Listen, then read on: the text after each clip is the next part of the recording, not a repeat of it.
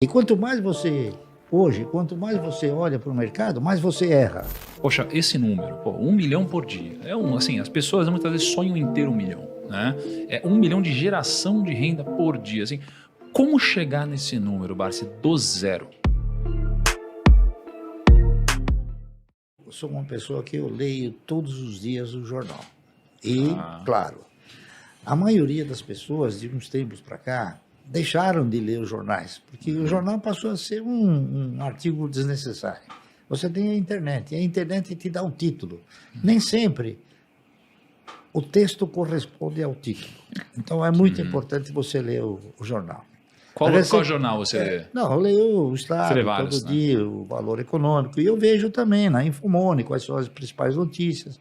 Então a gente acompanha o mercado, não é isso? E a gente tem também comunicação com outros profissionais, tá entendendo?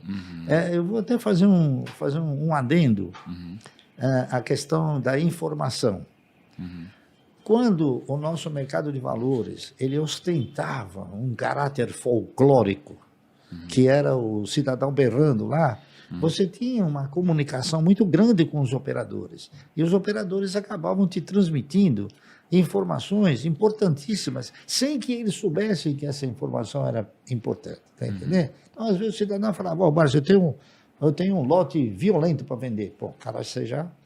Bom, aí vem uma baixa, tá entendendo? Então, o fluxo de informações, ele era imediato, tá entendendo? Porque ele era um fluxo de informações do corpo a corpo.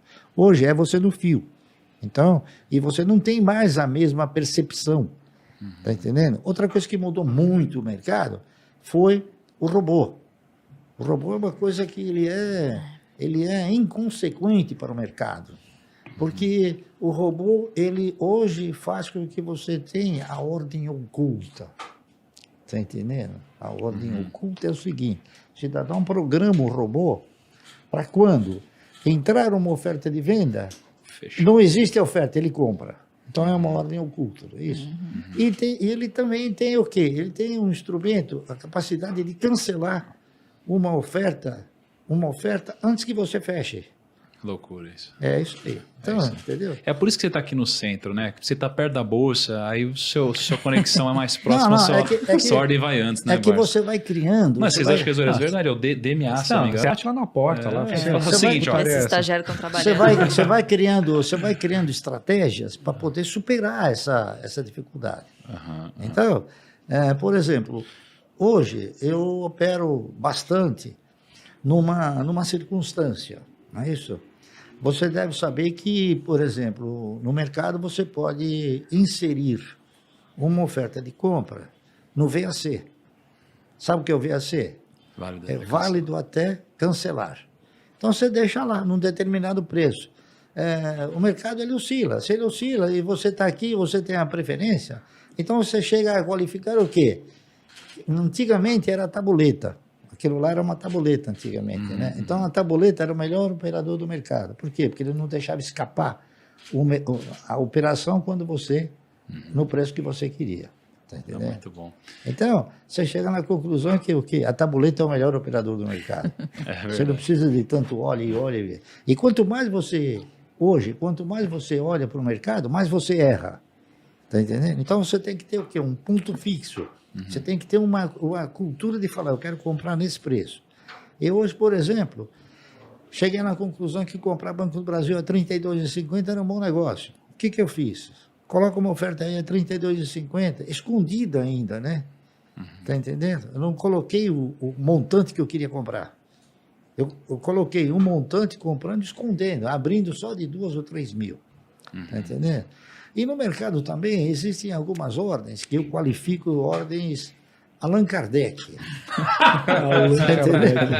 Que são ordens, às vezes, espírita. E eu falo para o cara, isso aí é uma ordem Allan Kardec. Quer dizer, é um preço que você, naquele momento, você não vai comprar, mas você imagina que daqui a pouco você pode comprar. Allan Kardec. Operação Allan Kardec. Deixa eu perguntar, então, Barsi, assim, agora, brincadeiras à parte, né? Poxa, esse número, 1 milhão por dia. Assim, as pessoas muitas vezes sonham em ter 1 milhão, né?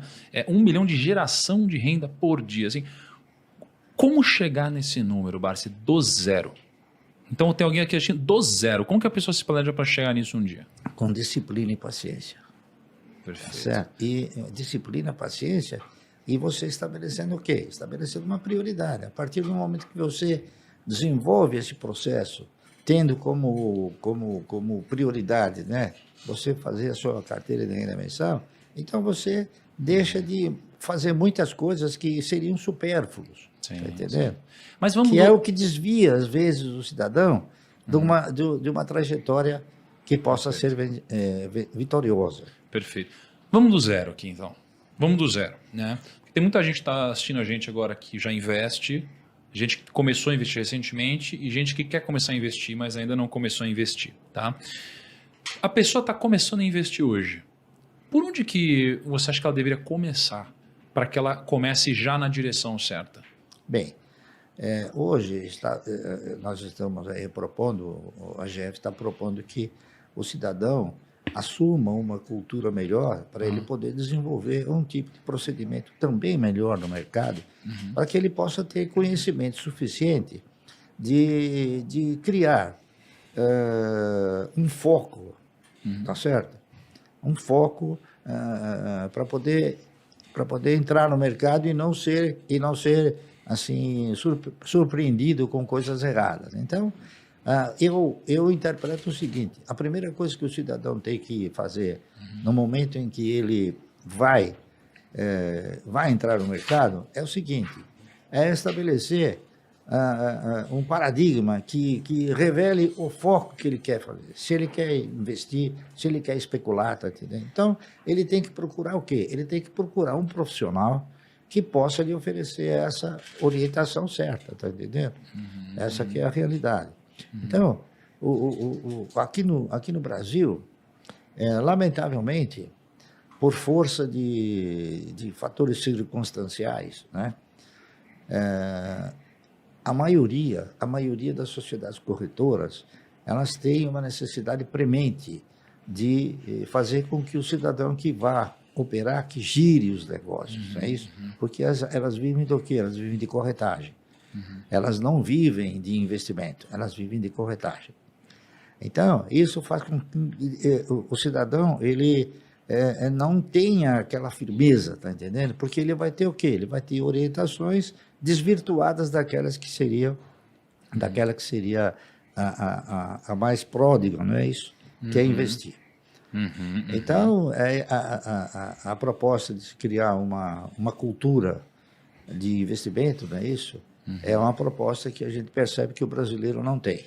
Legal. Eu interpreto o seguinte: é claro que a educação financeira é uma coisa importante, mas eu interpreto o seguinte, que a partir do instante que o cidadão ele está convicto de que ele não deve gastar mais do que ele ganha, então ele está financeiramente educado. Aí ele precisa partir para uma nova fase de cultura, que é a cultura do investimento. A cultura de investimento nada mais é do que você saber na mão de quem você está colocando o dinheiro, tá entendendo? E em que atividade você está colocando o dinheiro. Legal. É isso que se pretende desenvolver.